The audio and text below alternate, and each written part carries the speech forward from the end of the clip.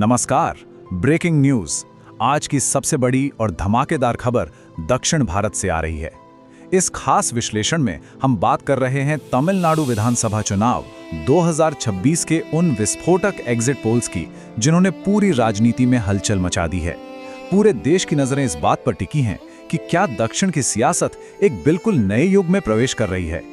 आज हम सीधे आंकड़ों की तह में जाएंगे और समझेंगे कि आखिर ये रुझान क्या कहानी कह रहे हैं। तो चलिए इस दिलचस्प राजनीतिक घटनाक्रम को डिकोड करते हैं। जरा इस आंकड़े पर गौर कीजिए। 120 एनडीटीवी एक्सेस माई इंडिया के एग्जिट पोल का ये बेहद चौंकाने वाला अनुमान है। साउथ के सुपरस्टार विजय की नई राजनीतिक पार्टी टीवी के यानी तमिलगा वेथ्री कड़गम अपने बिल्कुल पहले ही चुनाव में 120 सीटों तक पहुंच सकती है। एक नई नवेली पार्टी के लिए इतना बड़ा अनुमान अपने आप में एक जबरदस्त राजनीतिक धमाका है। तो स्वाभाविक रूप से सवाल उठता है कि क्या तमिलनाडु में एक भयंकर सियासी भूचाल आने वाला है।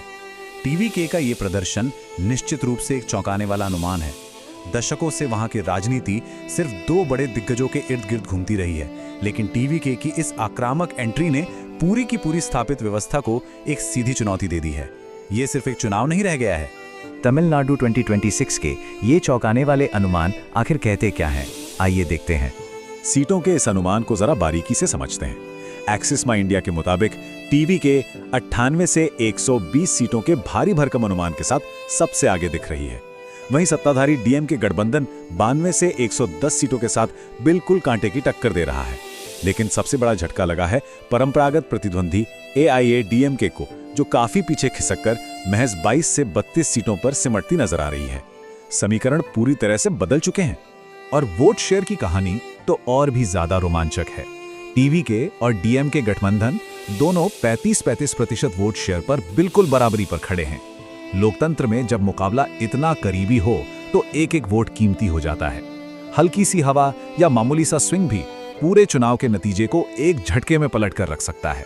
एग्जिट पोल्स के इन उलझे हुए तारों के बीच बड़ा सवाल यह है कि आखिर कौन बनाएगा सरकार। दिलचस्प बात यह है कि सारे सर्वे एक जैसी कहानी नहीं कह रहे हैं। अगर हम अलग अलग पोल्स की तुलना करें तो भारी उलझन दिखाई देती है। पीपल्स पल्स को ही देख लीजिए।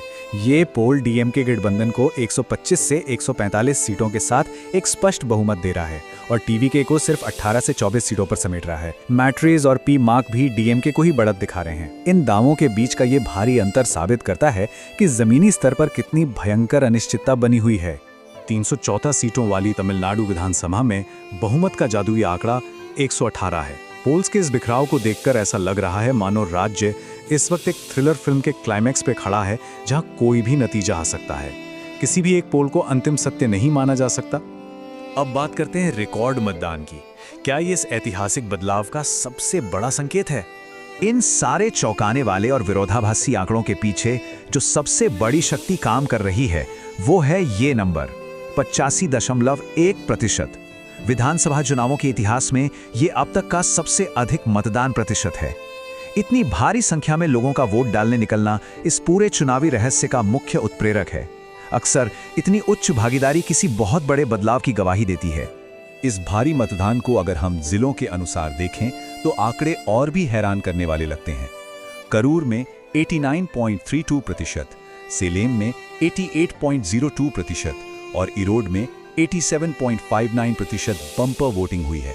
ये जबरदस्त भीड़ साफ दिखाती है कि इस बार युवा और आम वोटर ने पूरी ताकत के साथ एक स्पष्ट एजेंडे के तहत एकजुट होकर मतदान किया है।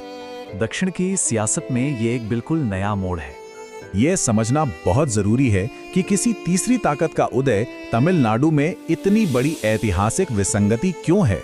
1930 के दशक में पेरियार के आंदोलन से शुरुआत हुई, फिर 1967 में अन्नादुरई के नेतृत्व में डीएमके की जीत हुई और इसके बाद 1977 में एमजीआर ने एआईएडीएमके बनाई। तब से सत्ता हमेशा इन्हीं दो खेमों के बीच झूलती रही है। लेकिन अब 2026 में मुख्यमंत्री एमके स्टालिन के सामने विजय एक ऐसी चुनौती बनकर खड़े हैं जो इस दशकों पुरानी परंपरा को तोड़ने की कगार पर है।